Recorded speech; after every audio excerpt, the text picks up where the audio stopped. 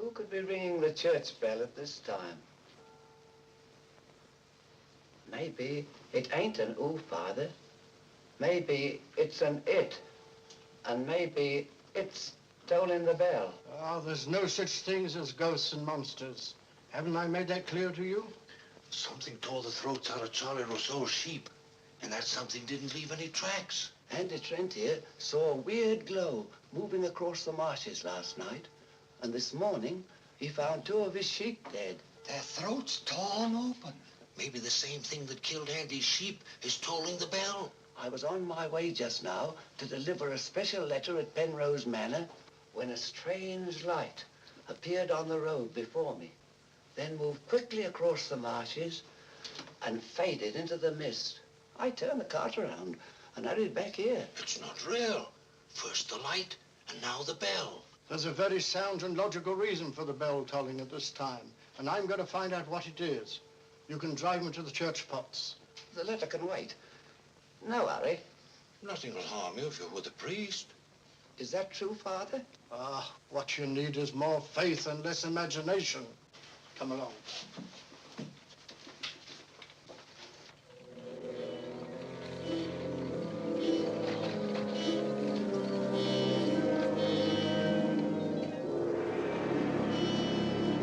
I'd better deliver that letter to the manor. I'm sure it's important.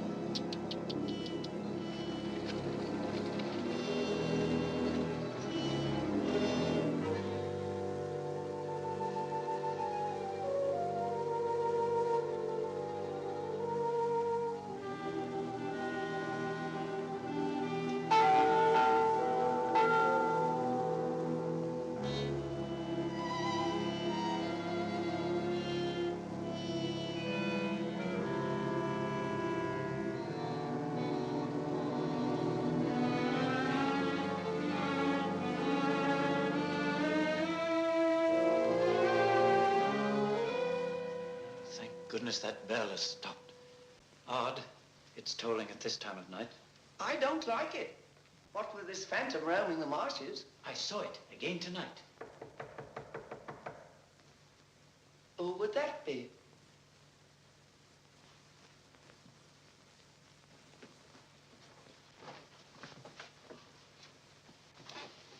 Where's Lord Penrose? He's gone to Quebec. Get him on the phone immediately. What's happened, Father? Lady Penrose, dead, clutching the bell rope, tolling for help. It was dreadful. Her ladyship. Call Sergeant Thompson at the police station. Ask him to come to the church immediately. Come with me, Potts. I'll need you. Yes, Father.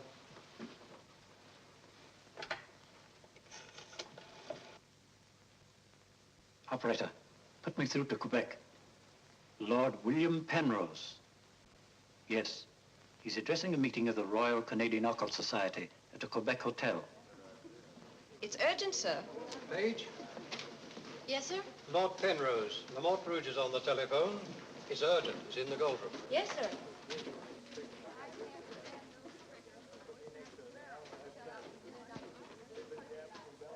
Gentlemen, as you know, the greatest obstacle in proving the authenticity of the occult lies in finding facts.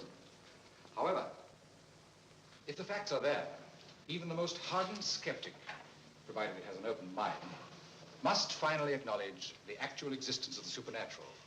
Do you admit that, Mr. Holmes? Facts are always convincing, Lord Penrose. It's the conclusions drawn from facts that are frequently in error. Yes, in the case of the Hound of the Baskervilles, as well as in the adventure of the Sussex Vampire, we found Watson, please. Oh, sorry. Well, gentlemen, this time I have facts. Cold facts. Many years ago, 100 to be exact, an apparition appeared at night in the village now called La Mort Rouge. The following morning, 3 people were found dead, their throats torn out, hence the town's rather grim name. Interesting, yes. But facts, no. I hardly think the tales of superstitious peasants can be considered... I haven't finished, Mr. Holmes. La Mort Rouge has again been the scene of these strange and unexplainable occurrences. Unexplainable, that is, from your point of view. Several of our most responsible citizens have actually seen the strange apparition on the marshes at night. And next morning, sheep were discovered... with their throats torn out and no traces of the killer anywhere to be found. Oh, you read about it in the papers. Oh, as a matter of fact, I haven't.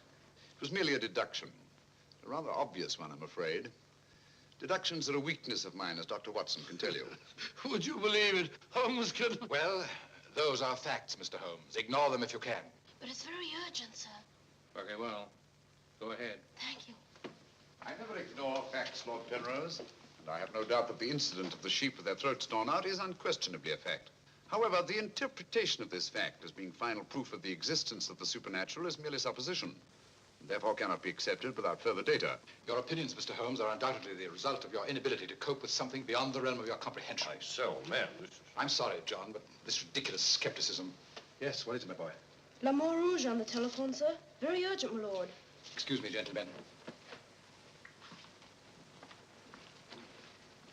I'm afraid, Lord Well, it's quite understandable, Sir John.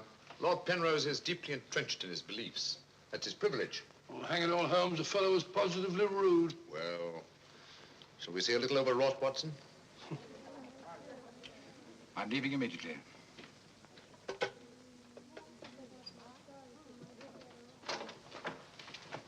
Order my car at once and hurry.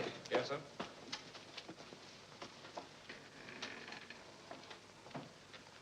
Gentlemen, my wife has just been found dead. Her throat torn out. In exactly the same manner as the sheep. This is terrible. I say, you don't think that it's... Undoubtedly, Mr. Holmes, you would call it murder by person or persons unknown. I'm sorry. If I can be of any assistance... Thank you, no. I'm afraid the happenings in La Mort Rouge wouldn't interest you, Mr. Holmes. Under the circumstances, I think we should adjourn. Yes, indeed, Sir John. St. Holmes, what a terrible thing. Mr. John, would you be good enough to convey our condolences to Lord Penrose? Yes, I'd be glad.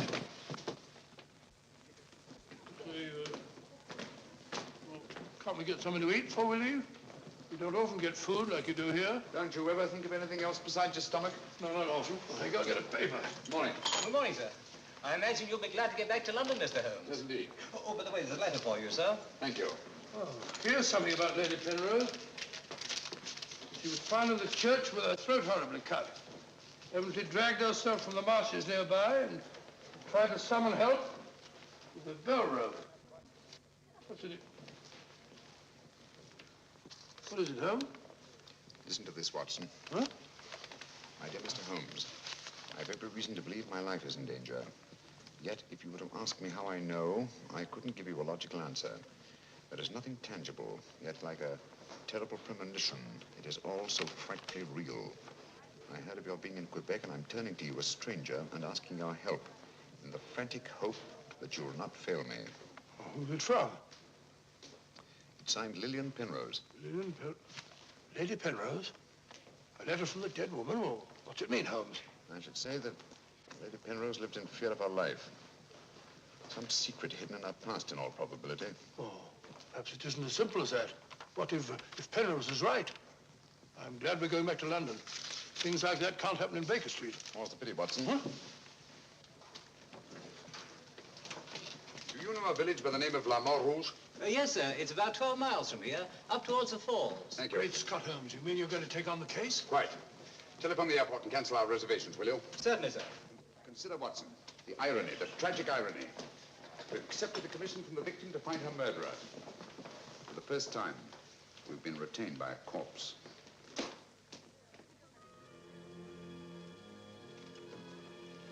Doesn't seem to be a bell.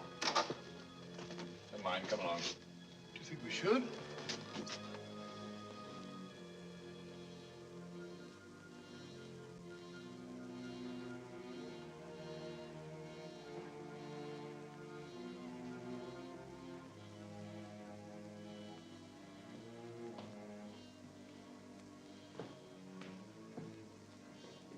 What a cold, cheerless-looking room.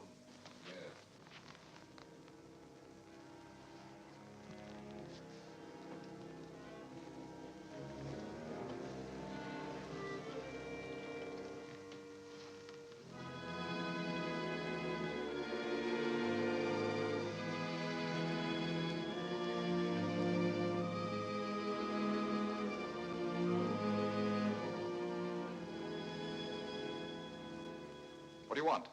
Who are you? Mr. Sherlock Holmes. I apologize for this intrusion. Would you mind, gentlemen?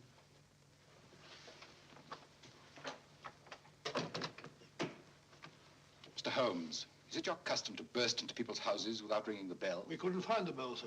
If you've come here to use the death of my wife to prove your theories, I must ask you to leave. Penrose. I received this letter from Lady Penrose this morning.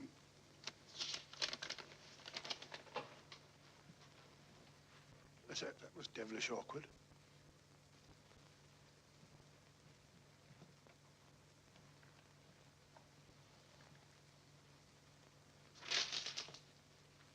I'm afraid you're a little late, Mr. Holmes. My wife's dead.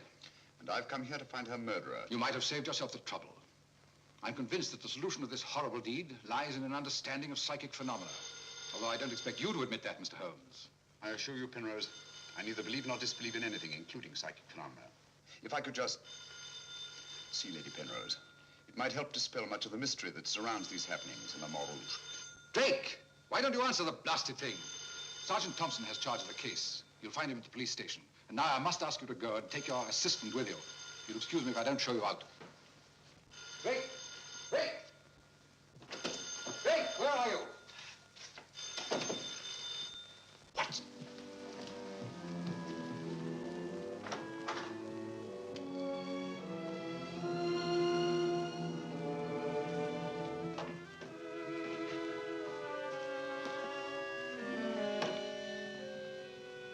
Holmes, I've seen it before. Right, Watson, you have. Yes, but where? Never mind that now. You must examine the wound before Penrose returns and has us thrown out of the house. Clumsy job. Just missed the jugular vein. It must have bled to death. And it bled for several hours, eh? Possibly more. Long enough for Penrose to leave Le Mort Rouge and reach Quebec in time for the meeting? Holmes, you don't suspect I Penrose? suspect nobody, Watson. I was just asking a question.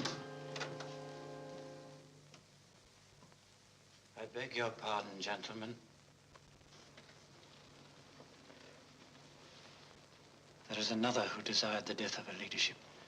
I saw it last night in the fields, moving in and out of the shadows. You're the butler, aren't you? I was the butler. I've given notice.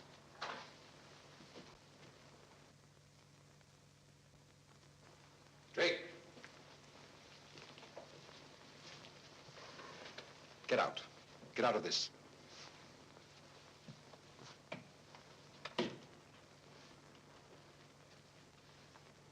trust you found what you were looking for. Two things have been made clear to me, Penrose. That your wife was murdered and that she's Lillian Gentry. Lillian Gentry? Will you leave, or must I call the police? That will not be necessary. We're on our way to the police station now. The wounds found on Lady Penrose's throat are identical with those found on the throats of the dead sheep. Now, I'm not a superstitious man, Mr. Holmes, but I don't know of any weapon capable of inflicting such wounds, except an animal's claw. Of course, it could be done by a five-pronged garden weeder. Not that garden weeder, Mr. Holmes, that's mine. I use it to weed the garden at the back of the jail. I'm inclined to agree with the Sergeant, Holmes. A weapon such as that would have severed the jugular vein, and death would have followed immediately. Lady Penrose lived long enough to drag herself to the church and toll the bell in a frantic effort to call for help. Yes, I know all about that. But there must be some logical motive instead of all these goblins and monsters. Sergeant, have you ever heard of Lillian Gentry? No, I can't say that I have, Mr. Holmes. She was a famous actress who came to America some time ago. She appeared for many years in the United States and Canada. Then suddenly she disappeared. Her disappearance was never explained, and she was soon forgotten. But what's the connection between Lillian Gentry's disappearance and the death of Lady Penrose? Lillian Gentry and Lady Penrose are one and the same person. The same person? Precisely. One more question, Sergeant. Do your files show anyone with a prison record living in La Mort Rouge? No, Mr. Holmes. The only person having any connection with a prison is Emile Journet. He came here 2 years ago with his daughter and bought the hotel. He was a guard at Talon Prison. Thank you, Sergeant. I hear there are a lot of prairie chicken in these parts. I'd like to have a bag of them someday. I think that can be arranged, though. Yes, we can stop over at the farmyard and you can shoot all the chickens you want. That's all very funny, Holmes. Here you are, old fellow. We're going to engage rooms at Monsieur Journet's hotel. Landlord! I say landlord! Place seems deserted. Won't be for long if you billow like that. Landlord! Oh, sorry, Holmes. Got to try and make summer. Yes, monsieur? My dear, have you got a room for us? Yes, monsieur. Good. Sign here, please. I'll sign for us both. Oh, thank you. You seem very young to be in charge here. Yes, monsieur. You are Mademoiselle Journet? Marie's your name, monsieur. My dear, you've been crying. Why? Papa's going away. Oh, come now. Is that such a tragedy? Did you cry if your papa were going away, Watson? I don't believe so. This way, monsieur. Bring your bags, please. Yes, of course. Wouldn't I be unhappy if my father were seen my father for years? Father died about 20 years ago in Cheltenham.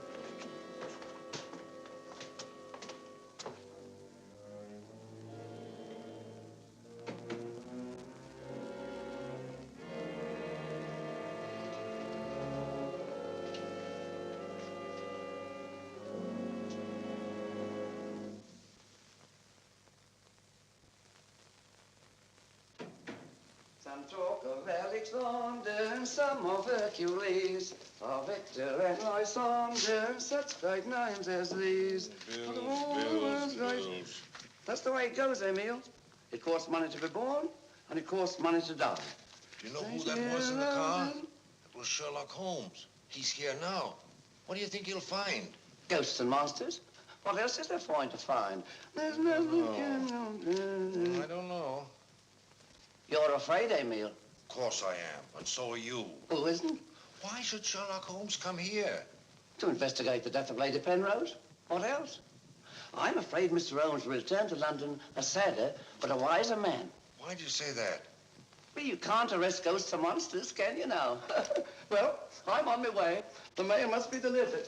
Some talk of Alexander, some of Hercules. That's better. This room gives me the creeps. It is very seldom used, monsieur.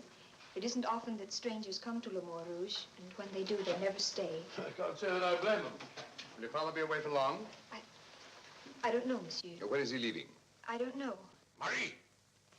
If you need anything, just ring, monsieur. That girl's frightened, Holmes. Obviously. She made the mistake of telling us that her father was leaving. Huh? You don't think that Journet...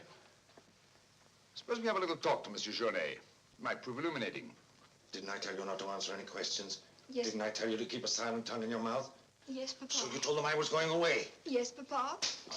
That'll teach you to keep your mouth shut. Monsieur Journet, just why are you leaving La Mort Rouge at this particular time? I'm not leaving. What gave you the idea that I was? Your daughter? My daughter's mistaken. I merely said that I would like to go away.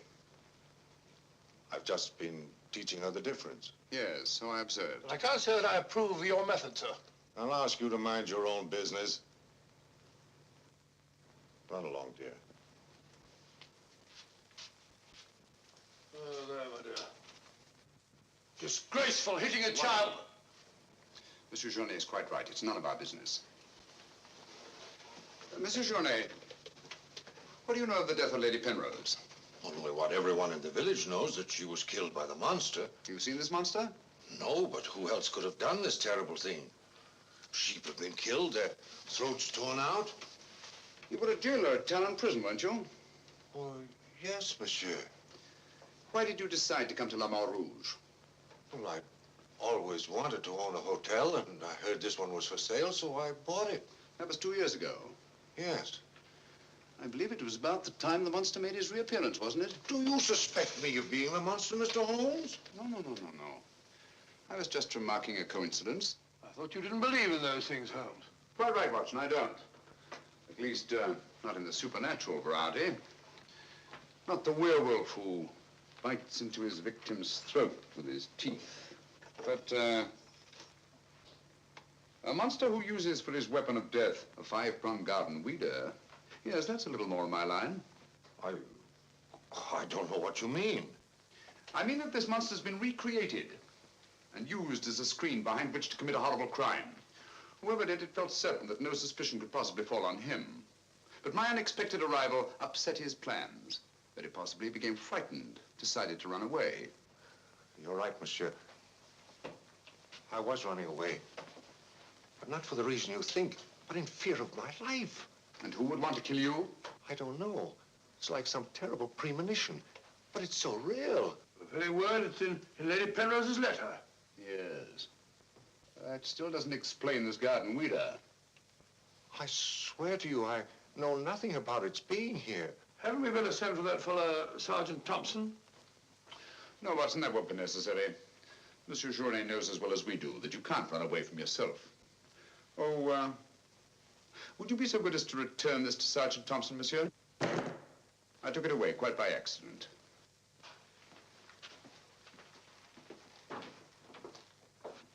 Monsieur Journet knows as well as we do. You can't run away from yourself. This fellow Journet seems a very frightened chap. Do you think he'd have any connection with Lady Penrose's murder? Time will tell us many things, Watson. And now, my dear fellow, there's something you can do for me, if you will. Anything, Holmes? I knew I could rely on you. I want you to mingle with the people in the cafe tonight. Find out all you can and keep a particularly sharp eye on Journet. As you sort of take over the case. That's right, old boy. I want to get a good night's rest before starting out again in the morning. Oh, and incidentally, make yourself as inconspicuous as possible, will you? Inconspicuous? You can depend on me.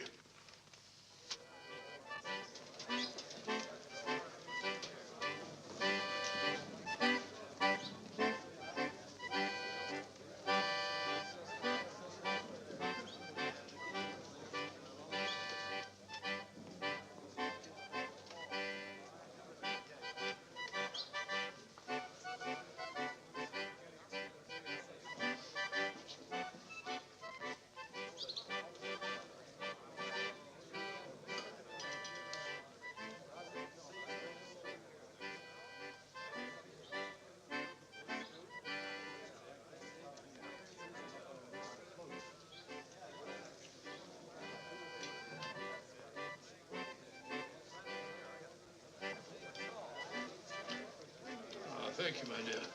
I'm glad to see that the tears are all gone. Are you feeling better?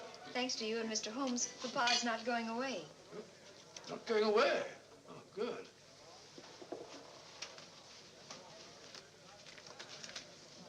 Journet not going away.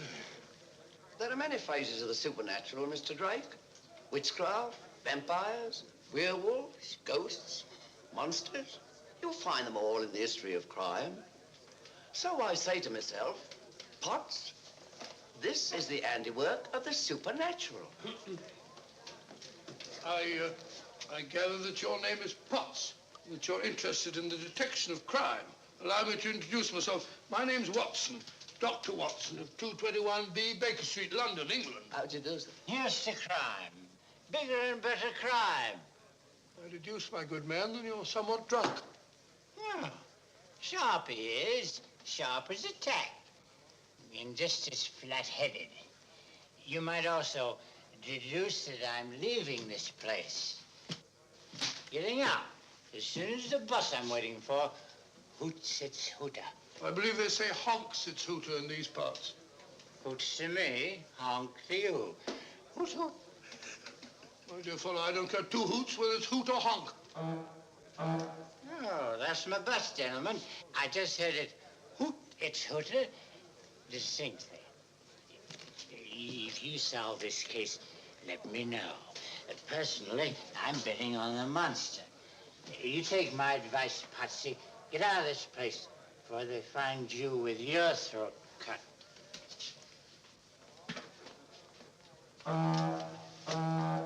Hoots its hooter.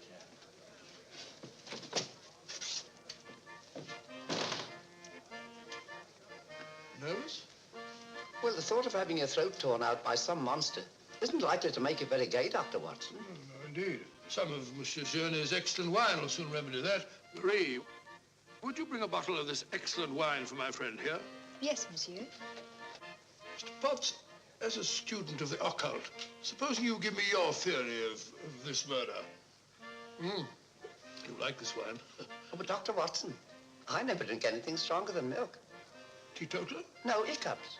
Every time I drink alcohol, I have hiccups. Sorry.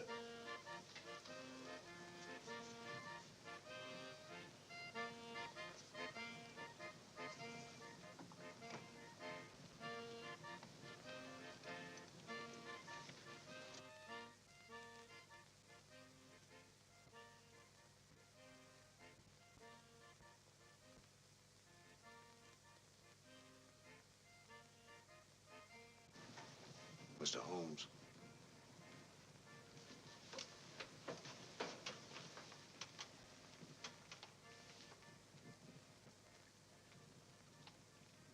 Mr. Holmes.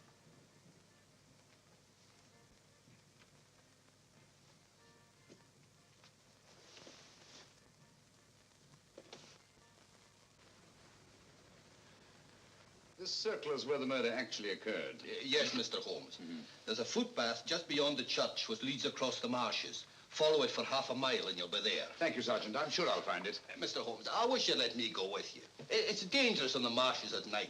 These swamps, one false step... I'm sorry, Sergeant, but it's important that I go alone. I'll keep close to the path. Well, will Dr. Watson be going with you? No, Sergeant.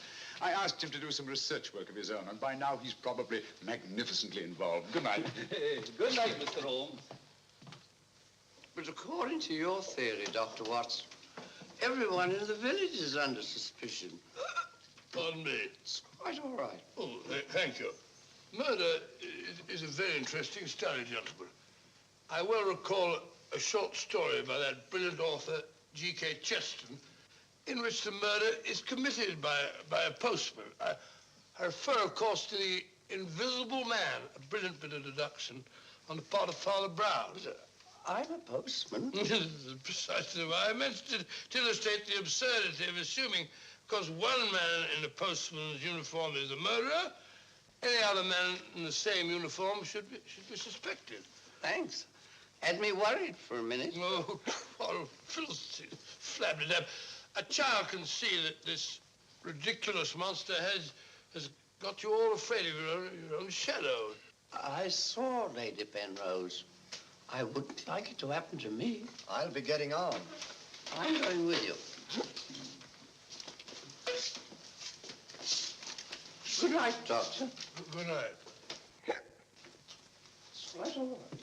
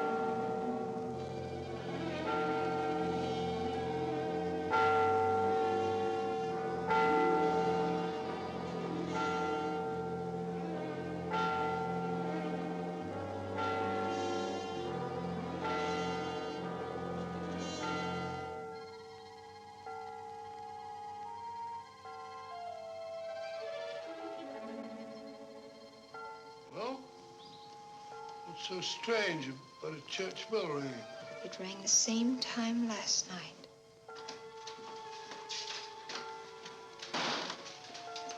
Excuse me, Dr. Watson. Can you tell me if Mr. Holmes is armed? Armed, my dear fellow? Why should he be? He's gone to bed. You're wrong, Doctor. He went out in the marshes alone. I tried to go with him, but he refused. But great Scott, if he runs into this monster and he's by himself, he'll get killed.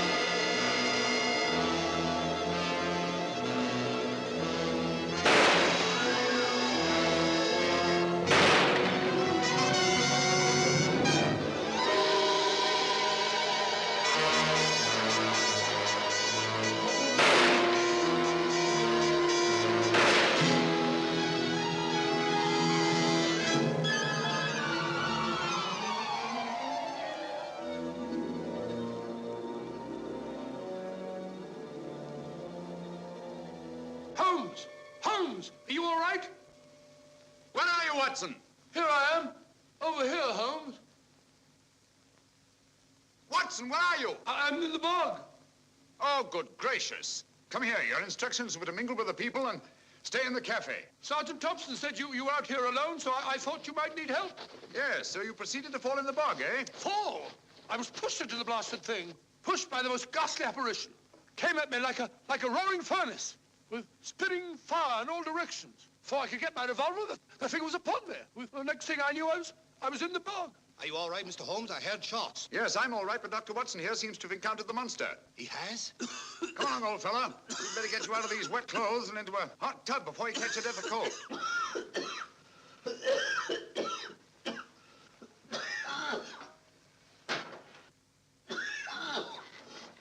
Yeah, you've had enough of that.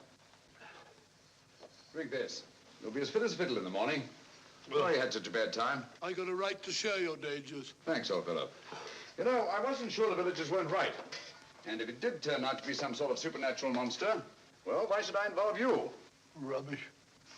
However, I did learn something. I can now state positively that our antagonist is not a phantom. But the thing actually spat flames at me. All just a figment of your imagination. The murderer knew I was out on the marshes, and obviously wanted to frighten me.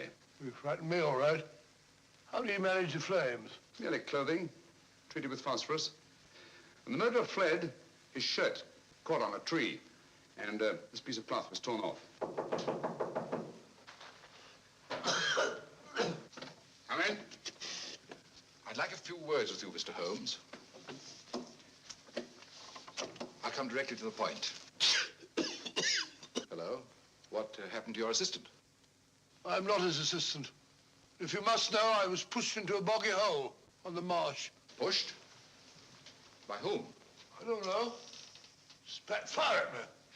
My good sir, in spite of Mr. Holmes's theories to the contrary, things have been seen and heard on those marshes that cannot be explained away by the use of logic. If I were you, I'd keep away from them. I'm not so sure. Holmes found... Penrose, for the first time in my long pursuit of crime, I confess that I find myself baffled. I'm a detective. I need tangible clues. And up to now, I admit, I found none. And you won't. I advise you to leave La Mort Rouge. Tonight, you escaped with your life. Next time, you may not be so fortunate. Thank you for your considerate advice, Lord Penrose. Good night, sir. Excuse me.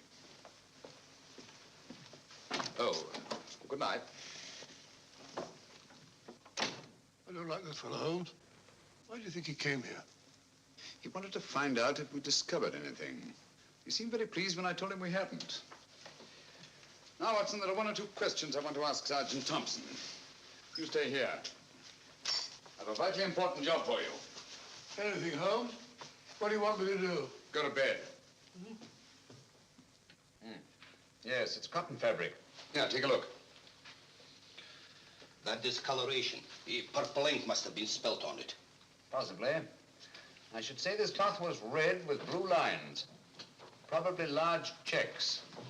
Yes, it seems to have been laundered a good many times. The blue lines are almost completely erased. Yes, you can scarcely see them. Good fabric, well woven with a solid base. Hello, Bill. Hello, Sergeant. Your phone call must have been important. You bring me over this time of the night. It was. This is Mr. Sherlock Holmes. He wants to ask you a few questions. This is Mr. Taylor, the storekeeper, Mr. Holmes. Oh, good evening, Mr. Taylor. Good evening, sir. Have you any shirts of this design? The squares are red and the lines blue. Yes, I have. Can you remember to whom you sold them? I can. I keep them in stock specially for Judge Brisson. He won't have anything else. Judge Brisson, who's he? A retired magistrate. He's a cripple, lives alone with his housekeeper. Have you sold any of these shirts to anyone else? No, sir. They're too expensive for the village and the boatmen. This is the finest material, imported. You say Judge Brisson's a cripple? Yes, he was a magistrate in Quebec. Had a stroke about 2 years ago. That's why he retired and came here to live in Le Mort Rouge. Just about the time that Monsieur Journey arrived here. Now that you mention it, it was just about then. Hello, operator? Give me Judge Brisson's home, will you? Thank you.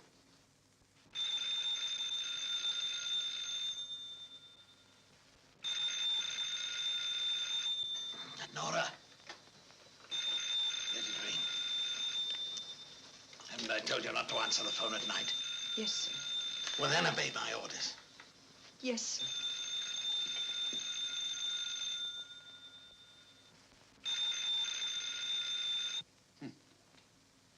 No answer. Where'd you live? On the Marsh Road. But I don't advise you to go there after dark, Mr. Holmes. The place is a fortress and guarded by a savage dog. I think Dr. Watson and I will have to pay Judge Brisson a visit in the morning. Good night, gentlemen. Good night, Mr. Holmes.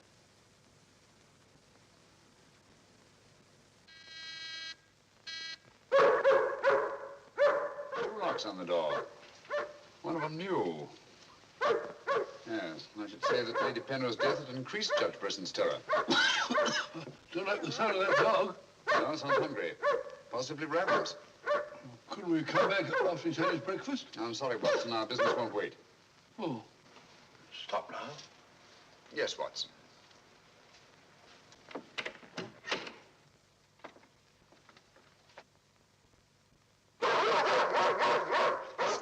Good Fido.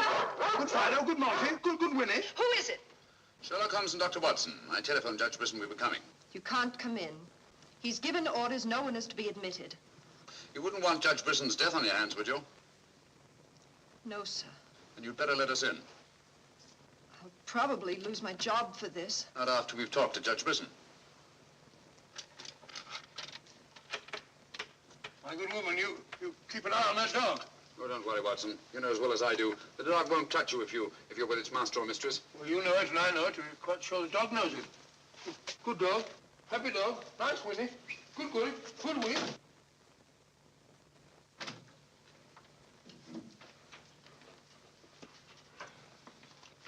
Let me warn you, I'm armed. And I'm an expert shot. We didn't come here to harm you, Judge Brisson, but to protect your life. I told you over the phone this morning, Mr. Sherlock Holmes, that I did not want to see you. I don't want to see anyone. But I want to see you. Stay where you are. Nora, show these men out. Judge Brisson, if you'll answer a few questions, I may be able to save your life. I have the fullest confidence in my own defenses, and I will not trade them for any theories of Mr. Sherlock Holmes, however plausible you make them sound. Now get out, will you? I'm sorry. Under the circumstances, I'm helpless to prevent your death. Almost certainly by violence. Come along, Watson.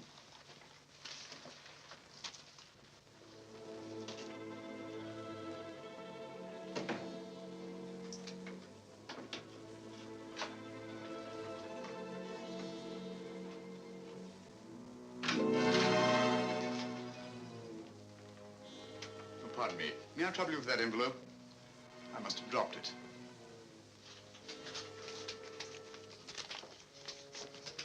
Thank you.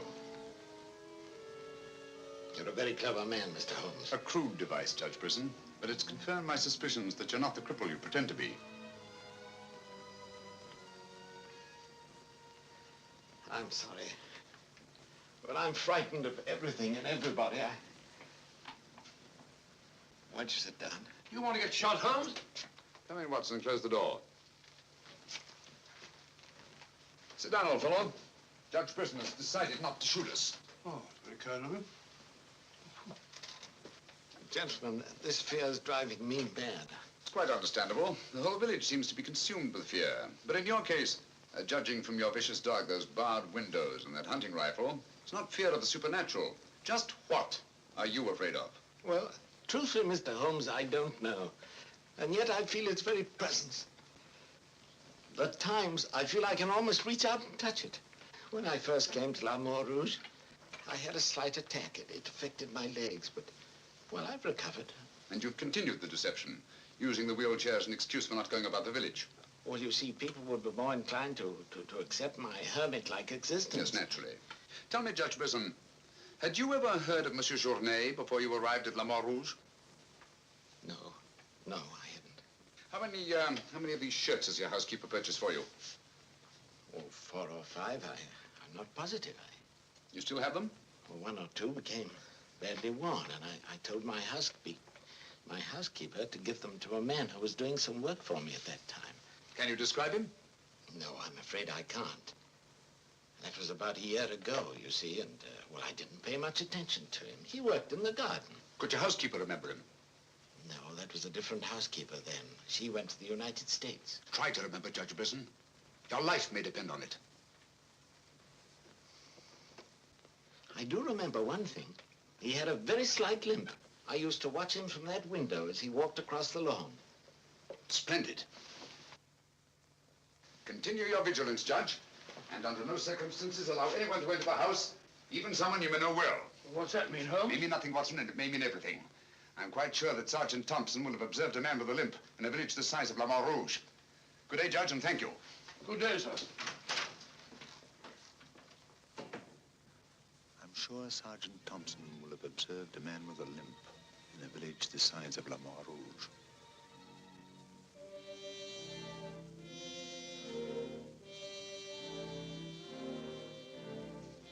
This is what's left of the Delaport Hotel, Mr. Holmes. Dana sleeps here when he's in La Mort Rouge. Spooky old place. The villagers call it the ghost house. It's been deserted for years.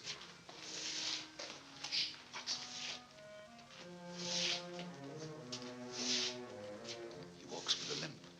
The left foot, I think. To the trained ear, Sergeant, footsteps have a characteristic rhythm as identifiable as fingerprints.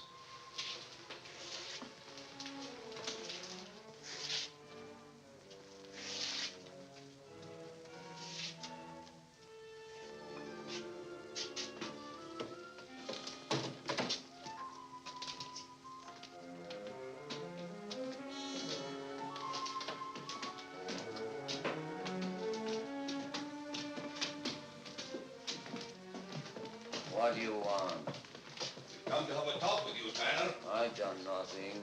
Then you won't mind answering a few questions. What do you want to know? Tell me, Tanner, where were you 2 nights ago? Down the river. And last night? I just got back tonight. You're lying. You can't frighten me. But now I got a job to do. It's quite evident that you haven't been on the river within the last 48 hours. Are you trying to make me out the murderer of Lady Penrose? How do you know she was murdered? I'll tell you how you know she was murdered. Because you murdered her. Holmes, look! In there! The monster! That's right, Watson. One of Brisson's shirts, which Tanner here treated with phosphorus. Take him, Sergeant. I'll give you all the evidence later. Look out!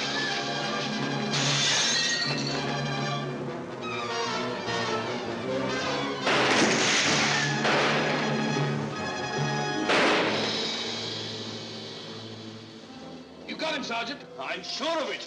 Come on.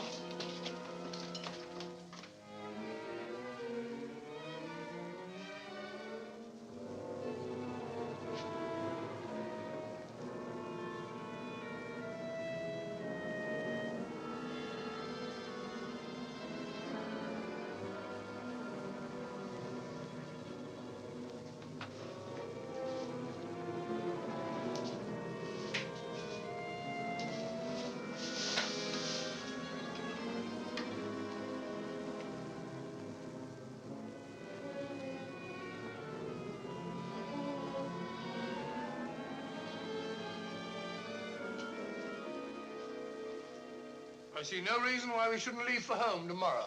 So much for tomorrow. But for tonight, what do you make of this, Watson? I found it in Tanner's room. Just a photograph? That's right, old boy, just a photograph. You notice anything else about it? Part of it's missing. Bravo, Watson. Now, if we can find the missing half, notice the discoloration of the torn edge, faded signature. The upper half was torn off sometime within the last year, I should say. Well, why all this fuss about an old photograph? Watson, have you ever stopped to think that the science of detection is very much like stringing a handful of beads? I can't say I have. Well, it is. And in this particular case, you might say that I have 5 beads. Journée, Brisson, Tanner, Lord and Lady Penrose. So far, I haven't had any thread to string them together. This, gentlemen, is our thread. And I think I shall start with Lady Penrose. But Lady Penrose is dead. The dead can tell us many things, Sergeant. You and Dr. Watson remain here at the hotel. I'll meet you later. I'm sure you got Tanner, Sergeant. But Mr. Holmes is never satisfied with a dead criminal. He has to sit in on the post-mortem. Come along. Let's go downstairs and celebrate the death of the monster. That's a good idea, Doctor.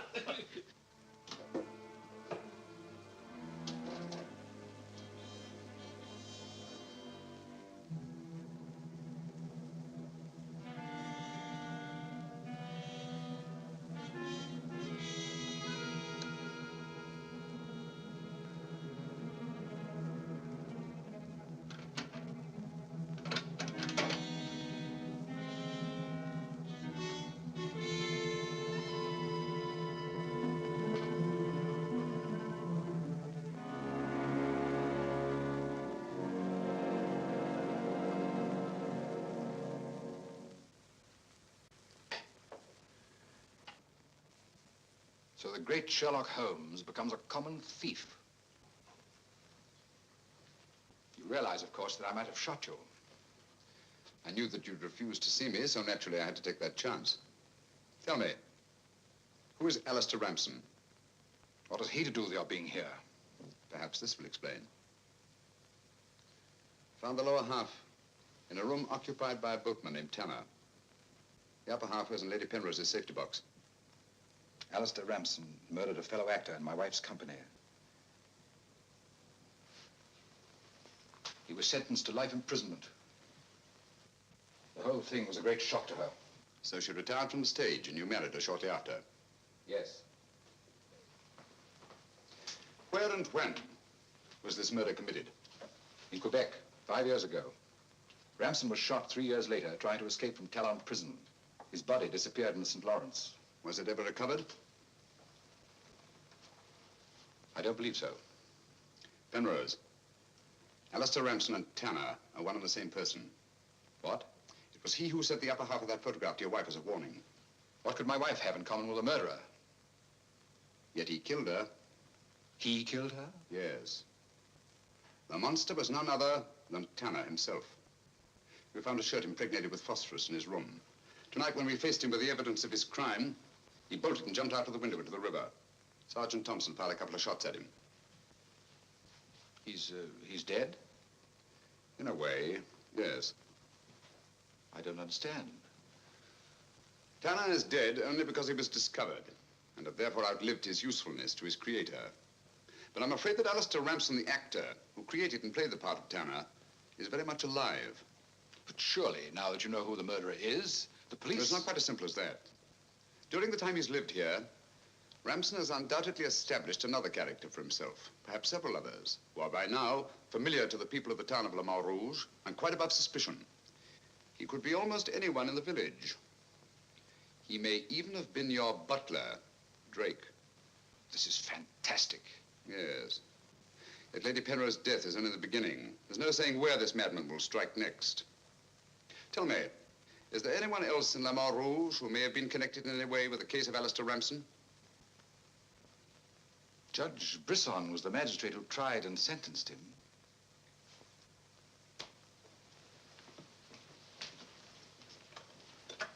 Operator? Operator, give me Judge Brisson's home. It's urgent.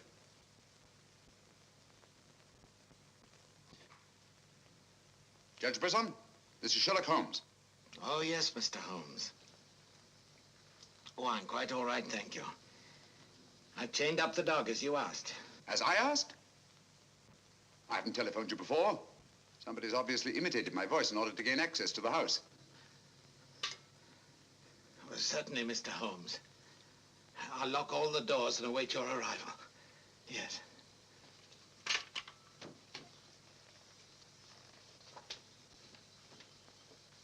Nora! Nora! If I can be of any assistance, Mr. Holmes. Thank you, but I'm afraid... You think Judge Brisson's life's in danger? I only hope I'm in time to prevent a second murder.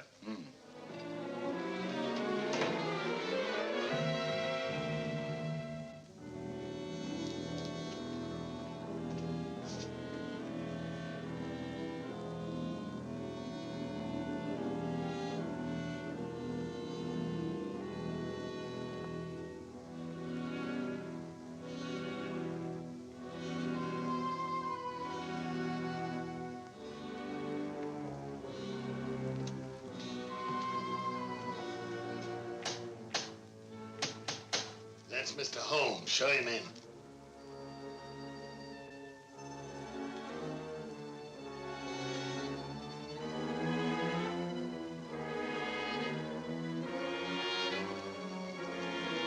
Hurry up, hurry up.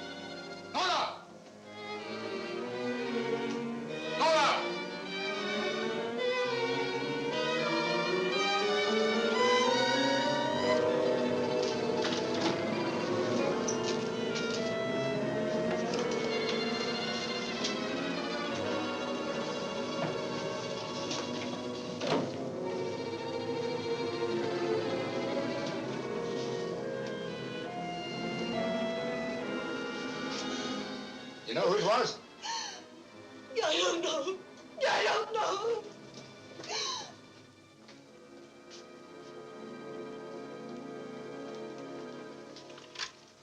Hello? Operator, Monsieur Jaunet's cafe. I want to speak to Sergeant Thompson. It's urgent.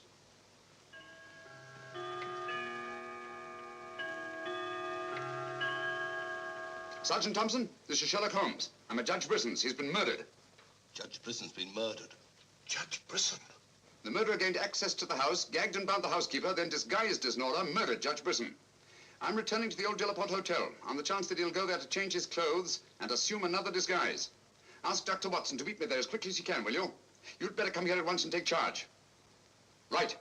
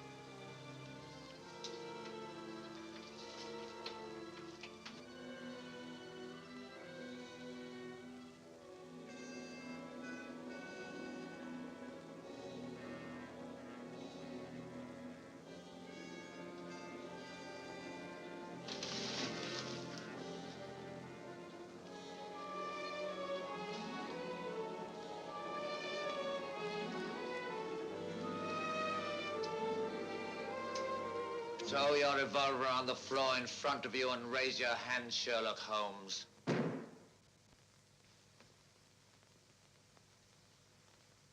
I should have thought you would have felt more at home in the spotlight. I see you finally identified me. Yeah, Jack Tanner and all of the housekeeper were brilliant. You should really take a bow. It's too bad you appeared on the scene when you did, and I had to ring down the curtain on the monster. Your recreation of the monster of La Rouge as a means of murder must have given you great satisfaction. Why did you kill Lady Penrose? I see no reason why I shouldn't tell you. I couldn't bear the thought of another man possessing her. And Judge Brisson? During the trial, I grew to hate him. And when he sentenced me to prison, I vowed that someday I would escape and kill him. I see. Obviously, you planned still another murder. Otherwise, you'd have returned to the safety of your first disguise and defied me to find you. You're right. I am. There were 3 people in my life who had no right to live. 2 have already died. The 3rd remains. Tonight, I shall kill him. Mr. Holmes, I've always had the greatest admiration for your talents. Thank you. Your performance in this case has also been brilliant. So brilliant that I'm afraid I'm going to have to ring down the curtain on it a bit prematurely. Mr. Ramson, we are artists in our fashion, not creatures skulking in alleys. If our positions were reversed, I shouldn't think of sending you to your death, lacking a few stray pieces of the puzzle. What do you want to know? The name of the 3rd person. I have no objection. If there is a hereafter, which I doubt, you and he will meet very soon, Mr. Holmes. The name of the 3rd person is...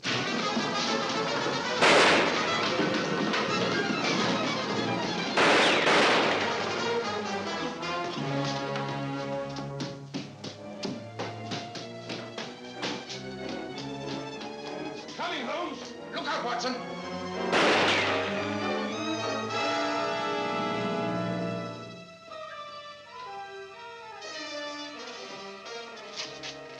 All right, Watson.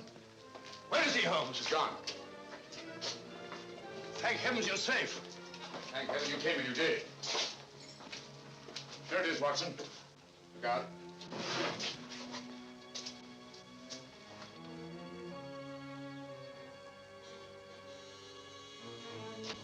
So you got away again? Yes, Watson. Over that warehouse roof, most probably. What a fellow's a room. Yes. This is obviously the secret room where his disguises were created. Looks like an actor's dressing room. He is an actor, Watson. One of the finest acting talents of our time. Look at this. And all of the housekeeper. His name's Alistair Ramson. Alistair Ransom? Never heard of him. No, that's not important. The important thing is that he murdered Lady Penrose and Judge Brisson. Great Scott, he did it. Yes, Watson. This Ramson is a paranoiac. His orgy of crime is not complete. There's still another. I was just about to learn his name when you so conveniently fell down the stairs. Sorry, old chap. Needn't be, old boy. You saved my life. Look at this, Watson. Tanner. Tanner? Where do you think he'll strike next? Obviously, Journet is to be his 3rd victim. Journet? Yes, Watson. As in the cases of Lady Penrose and Judge Brisson, Journet also felt his presence. But in each case, it was vague and unexplainable. Well, what connection can he have with Judge Brisson or Lady Penrose? Journet was a guard at Talon Prison, where Alistair Ramson was confined. He's the 3rd person against whom the murderer holds a grievance. Now he's disappeared. Journet disappeared? Well, so Marie told us in the cafe. Watson, Journet's disappearance can mean only one thing. He's in hiding. Our job is to find him before Ransom does. Journet is the only man who can lead us to the murderer. We'd better have a talk with little Marie.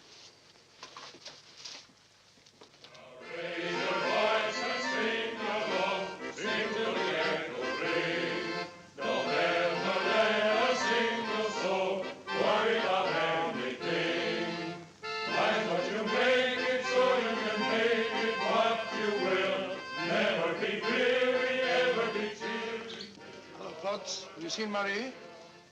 No. Have you seen her? Can't say I have.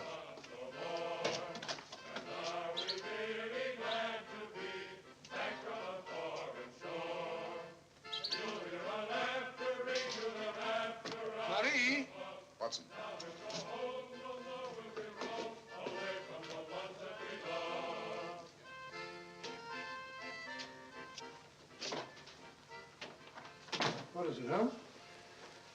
I'm afraid we're too late. Marie.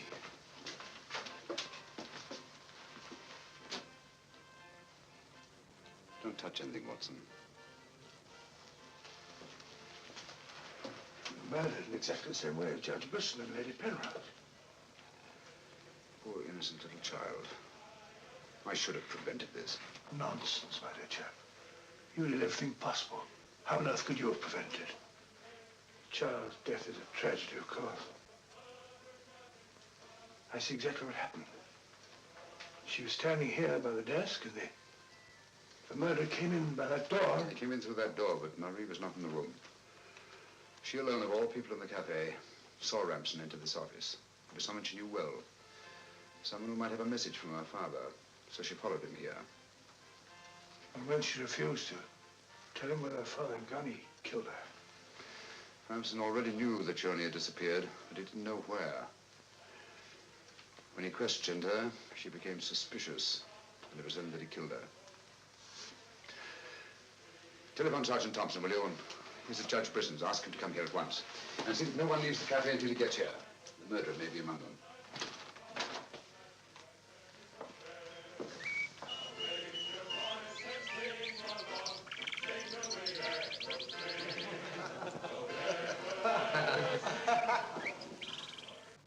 What could happen to Holmes?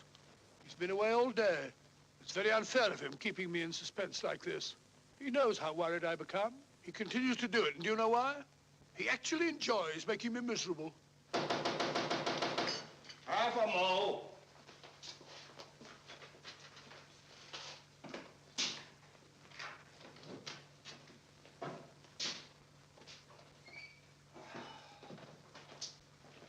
No good, Watson. It won't work.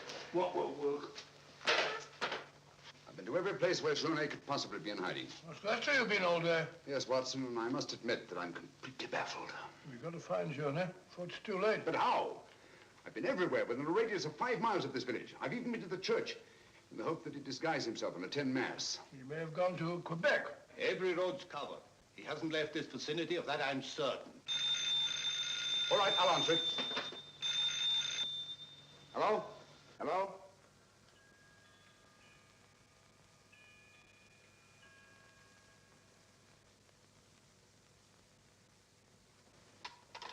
Who was it, Holmes? Watson, get your hat and coat. You're very rude, Holmes. You leave me all day long with that very dull inspector. I ask you a perfect polite question, and all you say is, Watson, get your hat and coat. We're going to find Journet. Sergeant, you wait here till I call. Watson, do this. Watson, do that. Watson, get your hat and coat. Watson, speak up. Watson, do that. Brisson's house. Watson this, Watson. It's my opinion that Judge Brisson's house is the last place that you'll find Journet. Put yourself in Journet's position, Watson. Where's the most likely place that Ramson would look for you? Certainly not in the very house in which he's just killed one of his victims.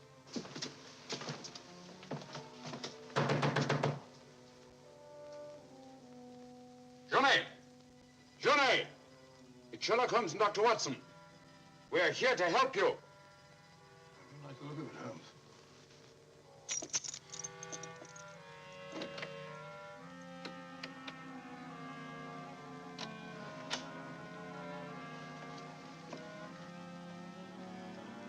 Holmes! Holmes! Where are you? Here I am, Watson.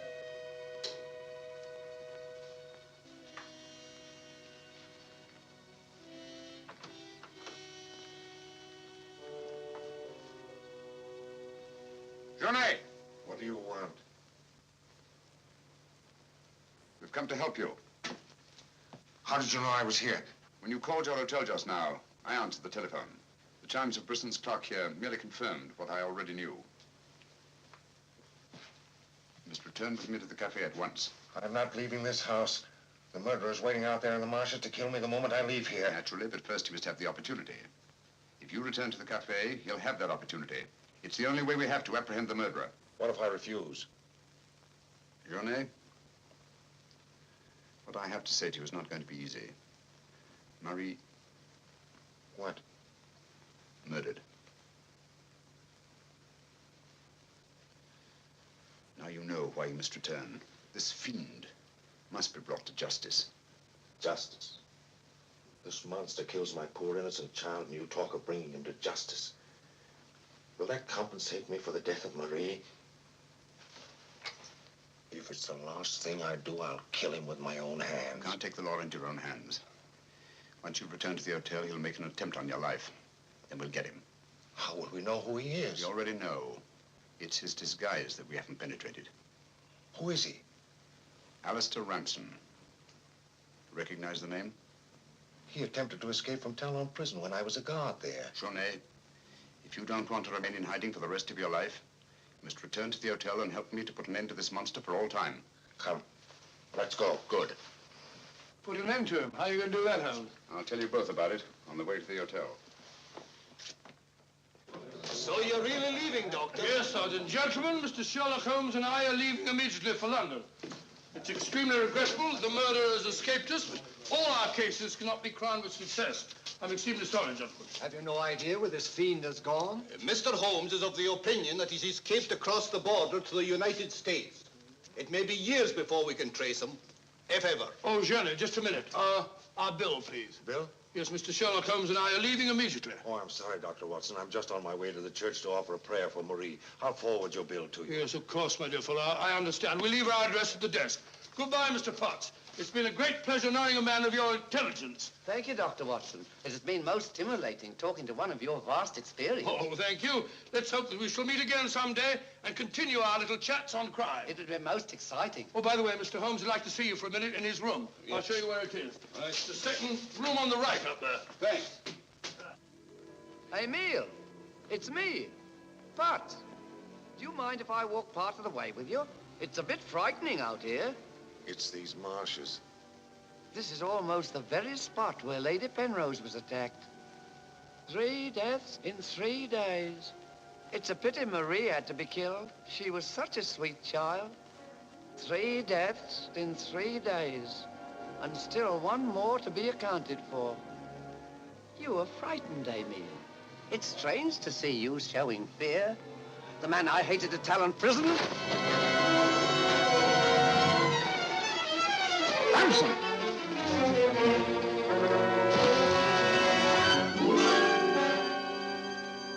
Sherlock Holmes. Yes, Mr. Ramson. So you see the final curtain has not fallen after all. I thought you were on your way to London. Naturally, that's what I wanted you to think. That's why Dr. Watson announced our departure in the cafe. Journey's leaving was purely bait to bring you into the open. I merely replaced Journey once he was outside on the street. May I say, Mr. Ramson, that your disguise as a postman was a masterpiece of ingenuity. Your very choice of the role put you above suspicion. It was quite easy. I simply disposed of the real Mr. Potts after he had passed his civil service examination and had been assigned to La Moor Rouge. You realize, of course, that you'll never hand me over to the police alive. It's not my function to be your executioner. My duty is to hand you over to the authorities, which I fully intend to do. You're an optimist, Mr. Holmes. No, not necessarily. We're surrounded by police awaiting my signal.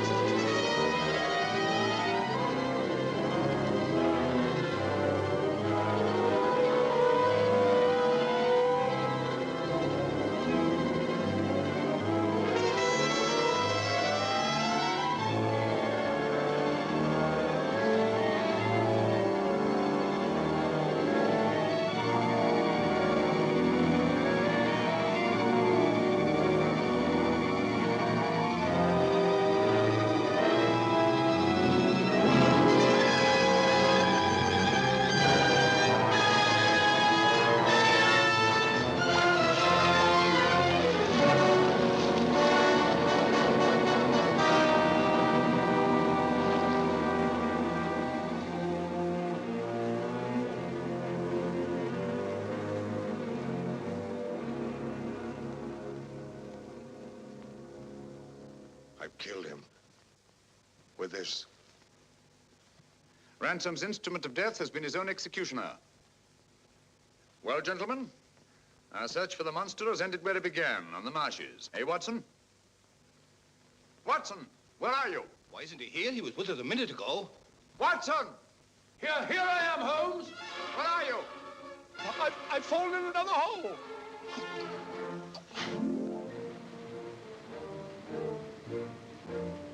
I should like to have seen a bit more of Canada before we sailed, Holmes. So should I, Watson. Canada. The linchpin of the English-speaking world, whose relations of friendly intimacy with the United States on the one hand, and their unswerving fidelity to the British Commonwealth and the motherland on the other. Canada. The link that joins together these great branches of the human family. Churchill say that? Yes, Watson, Churchill.